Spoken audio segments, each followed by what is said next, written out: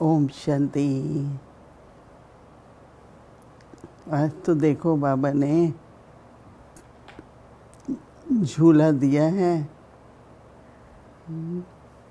अति इंद्रिय सुख में झूलना है। पहले हम कहते थे, आप में से याद होगा अगर आप लोगों ने झूला झूला है, एक बार कोई ऐसे झूले होते हैं जिसमें सिर्फ 2 रस्सियाँ होती हैं।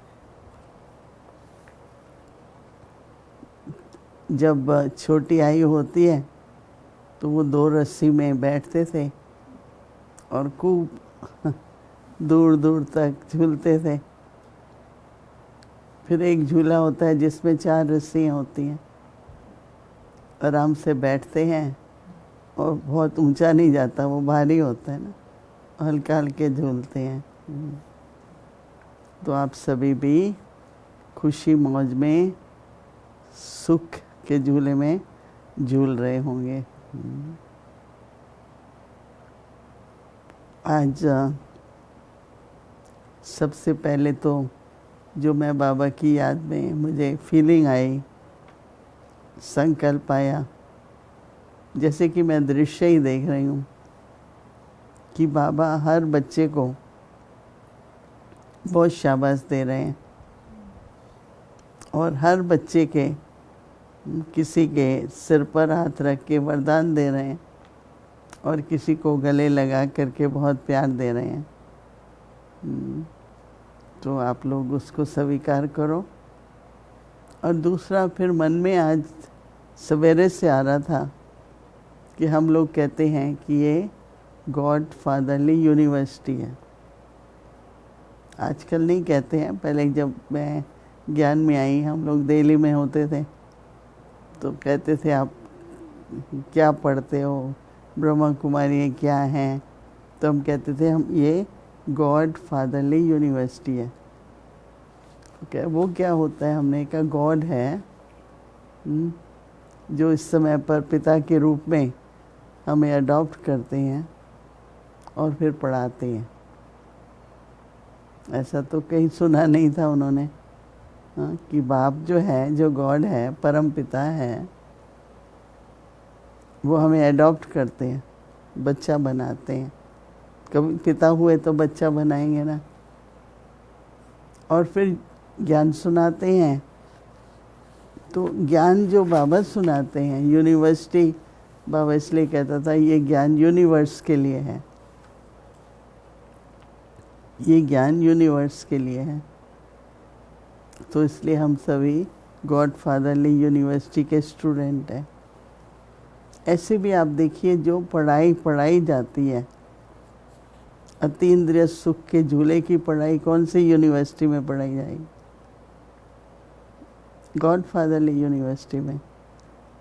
क्योंकि फादर हैं और चाहते हैं कि बच्चे ऐसी जीवन जिए जिसमें सदा हर्षित रहें। कौन पढ़ाएगा ऐसा? आप सोचो, मुझे बताओ कि कोई ऐसी यूनिवर्सिटी वर्ल्ड में है जहाँ सदा हर्षित रहो, वो पढ़ाई जाती है कोई? एक बाबा की है ना, गॉड फादरली यूनिवर्सिटी कहेंगे उसको। तो बाबा रोज़ भिन्न भिन्न तरीके से किस तरह का मनन करें, किस तरह का अभ्यास करें। तो मनन चिंतन भी बहुत ज़रूरी है। दिन भर मन में अगर ज्ञान के संकल्प चलते हैं, गहराई में जाते हैं और फिर उसका अभ्यास करते हैं, तो वो स्थिति भी बनती है और खुशी और सुख का भी अनुभव होता है।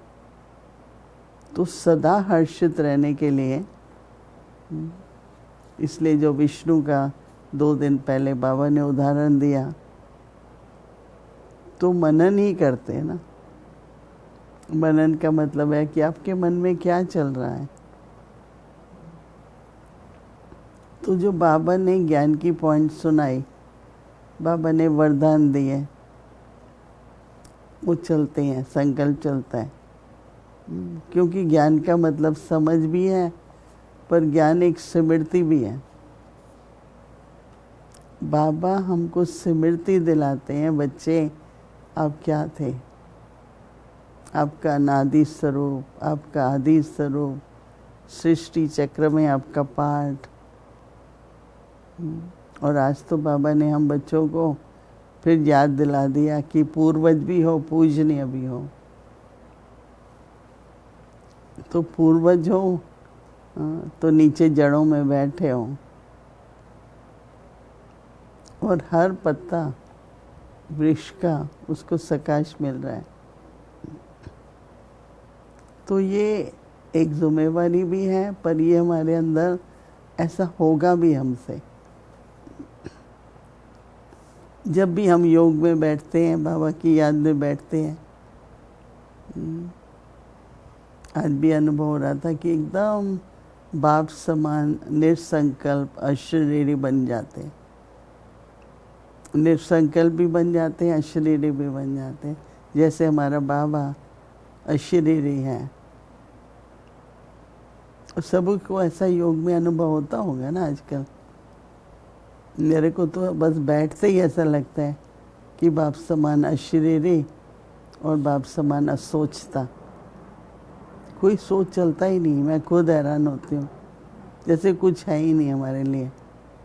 बाबा है और जो बाबा से प्राप्ति हो रही है उसका अनुभव हो रहा है। तो इसलिए वर्तमान समय अनुसार एक तरफ हलचल, बहुत संकल्प आ सकते हैं, और दूसरी तरफ एकदम शांत साक्षी होकर के ड्रामा के हर सीन को देखते हैं, जो एक सेकंड पहले भी हो जाता है। ये 2-3 दिन में कई बार ऐसा हो जाता है, आप चाहते नहीं हैं पर कुछ बातें सुनते हैं, थोड़ा उस न चाहते भी प्रभाव होता है, तो आपका जो बोल है वो उस प्रभाव से है, और वो राइट नहीं होता है। कुछ भी हो, आप किसी के बारे में कुछ भी सुनो और उसके आधार पर जब आप बोलेंगे तो आपको लगेगा ये मैं नहीं हूँ, और उसका जो रिएक्शन होगा वो भी अच्छा नहीं होगा। अभी अगर ऐसा हो गया, आपसे भूल हो गई आपसे, तो क्या करना है अभी? माफ़ी मांगे, कुछ और करें? नहीं। नहीं, अटेंशन दोनों तरह से है। जो कहा उसका जो रिएक्शन हुआ वो भी ड्रामानुसार ज़रूरी होगा, इसलिए हुआ क्योंकि मेरी भावना भी नहीं थी, पर बोल दिया। नहीं, अब इंटेंशन तो नहीं थी, तो क्या करेंगे? ड्रामा है, चलो देखते हैं क्या होता है। लेकिन दूसरी तरफ फिर से अपने को अटेंशन दिला के कि मेरी क्या स्मृति हुई। चलो इस भूल में जो भला होगा वो तो देखते ही हैं, परंतु भूल फिर रिपीट ना हो। दोनों बातें होती हैं। ये नहीं हम कहते कि भूल में भला है तो क्या भूल करते रहेंगे, नहीं। वो तो हुआ, बाबा संभाल लेगा, हम बाबा के बच्चे हैं। लेकिन फिर भूल ना हो, फिर हमसे वो रिपीट ना हो, उसके लिए तो पुरुषार्थ करना पड़ेगा ना। तो इसलिए मुझे तो ये बहुत अच्छा लगता है जब बाबा कह रहे हैं कि अगर सरल चित्त हैं तो हर्षित भी हैं, क्योंकि सरल चित्त वाले का व्यर्थ संकल्प वो उलझन में पड़ता ही नहीं है, सरल है। ठीक है, भूल जाओ, बात पूरी हो गई, फिर से नहीं करना, ना कि उसके पीछे ही पड़े रहेंगे। नहीं, तो सरल चित्त जो होता है ना, वो बहुत जल्दी किसी भी बात में निसंकल्प हो जाता है। लेकिन जो सरल चित्त नहीं है उसका चलता है, कभी तो महीना भी चलता है। जब बात करेंगे वही बात करेगा, क्योंकि सरल चित्त नहीं है। तो थोड़ा देखिए कितना अच्छा कनेक्शन है कि जो सरल चित होगा वो हर्षित होगा। बहुत जल्दी फिर से मुस्कुराहट आ जाती है। जो सरल चित नहीं, उसका वो चेहरा बना ही रहता है। चेहरा मोड़ लेंगे, थोड़ा सा जैसे डिसलाइक है, भाई हम पसंद नहीं करते आपको, कोई बात हो गई, कोई संस्कार है, परंतु वो सरल चित नहीं है। तो मेरा काफ़ी मनन चल रहा है कि सरल चित और हर्षित मुख। तो सरल चित की परिभाषा क्या है और कैसे हम हर्षित मुख रह सकते हैं? जो सरल चित होता है वो सदा सदा हर्षित रहता है। तो इस मास के लिए हमको यही अभ्यास करना है। एकदम अपने ऊपर ध्यान जाए, मैं हर्षित हूँ नहीं हूँ, क्योंकि सरल चित नहीं हूँ। कभी कभी सोचो मैं सरल चित हूँ, तो हर्षित हो जाएंगे। तो दोनों तरह से, दोनों गुण, दोनों स्थितियों को हमें इमर्ज करते रहना है। हर्षित चित हैं तो बाबा कहते हैं कि सबको आकर्षित करते हैं। ये तो मुस्कुराता ही रहता है। अब एक बाप दादा के सामने सब दादी आती थी, मनोहर दादी भी थी, चंद्रमणि सभी आती थी। तो जब भी निर्मल शांता दादी आती थी तो वो बहुत ही न केवल हर्षित न, जैसे बहुत हंस रही हैं, बहुत खुश थी। और व्हील चेयर पे आती थी क्योंकि तबीयत ठीक नहीं थी। बाबा हमेशा कहता था ये सदा खुश रहती है, ये सदा खुश रहती है। और वो जैसे रियल भी था, ये नहीं कि बाबा सिर्फ मैमा करते थे। ये सदा खुश रहती है। निर्मल शारदा दादी को बाबा कहते सदा हर्षित रहती है। तो इसलिए हमको बाबा कहता है कि सदा हर्षित जो होता है वो सबको आकर्षित करता है। तो बाबा कहते हैं हर्षित का अर्थ ही है कि वो अति इंद्रिय सुख के झूले में झूल रहा है, जिसको हम आनंदमयी स्थिति कहते हैं। न्यारा है, दुख सुख में समान है, मान अपमान में समान है, आनंदमयी स्थिति है। तो इसलिए बाबा कह रहे हैं कि हर्षित मुख का अर्थ है अतीन्द्रिय सुख में झूलना।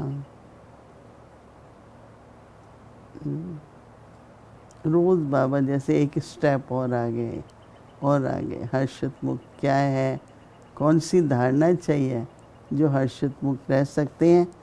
तो बाबा कह रहे हैं कि जो हर्षित मुख का अर्थ ही है अति इंद्रिय सुख में झूलना। तो बाबा कहते हैं कि ज्ञान का सिमरण करते, बात चली थी मनन और सिमरण दोनों। मनन से गहराई में जाते हैं और सिमरण से धारणा की तरफ जाते हैं। जैसे दिल से निकलता है, बाबा देखो आपने कितना ज्ञान दिया है, बाबा आपने कितना सुख दिया है, तो सिमरन होता है। तो बाबा कहते हैं सिमरन करते उससे क्या होगा, अव्यक्त स्थिति का अनुभव करते। क्या है अव्यक्त स्थिति? जहाँ व्यक्त जो स्थूल है उस तरफ ध्यान नहीं जाता है, उससे उपराम रहते हैं, तो उसको क्या कहा जाता है? अव्यक्त स्थिति का अनुभव करते अति इंद्रिय सुख में झूलना।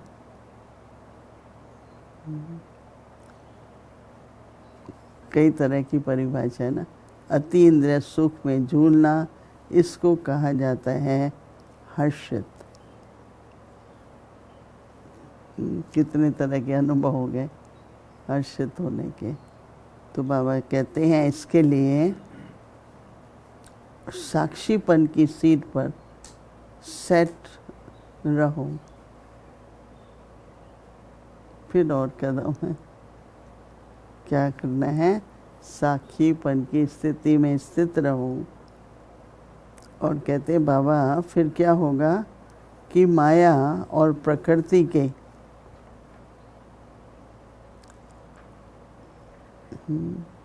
माया क्या होता है, किसी के संस्कार हैं कोई, तो हमारा ध्यान चला जाता है, हमको व्यर्थ संकल्प चलते रहते हैं, तो ये माया का रूप है कि आपका टाइम वेस्ट हो, आपके संकल्प वेस्ट हो, आपका समय वेस्ट हो। माया वेस्ट कराती है।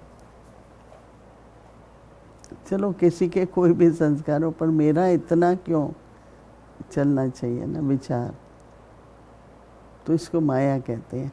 माया और प्रकृति के बाबा कहते हैं पेपर्स को मनोरंजन के रूप में देखो। बाबा कमाई कराते हैं और माया बैलेंस को ख़त्म करती है। ना इसके पास कमाई होगी, ना इसको रूहानी नशा होगा, न अपने को भाग्यशाली समझेगा, तो माया सब छीन लेती है। अपना सामान से नीचे आ जाते हैं, माया है ये। कई पूछते हैं मेरे से माया क्या है, मैंने कहा माया लूट मार करने वाली है। समझ लो खुशी चली गई, माया है। किसी के संस्कार का प्रभाव पड़ता है, फिर खुद भी वही सोचने लगे, तो माया खुश होती है कि चलो मैंने इसको अपना बना लिया। तो ये जो हमारे सामने रात दिन, चाहे आत्मा चाहे प्रकृति है, यही तो पेपर लेती रहती है ना। कई तरह की आत्माएं, कई तरह का कहना, कई तरह का, कोई बात नहीं है, साक्षी बन जाओ। पार्ट है हर एक का, ड्रामा चल रहा है, हर एक अपना पार्ट बना रहा है। इसको मनोरंजन समझो, खेल समझो।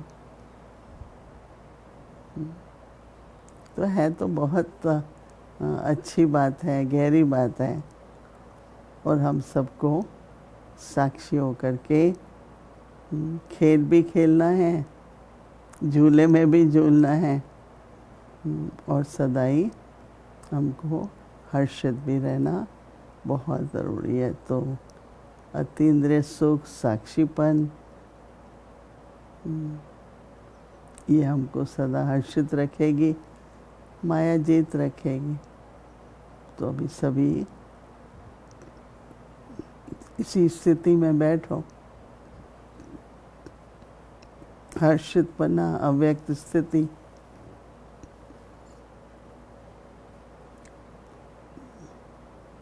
और अनुभव करो बाबा का प्यार।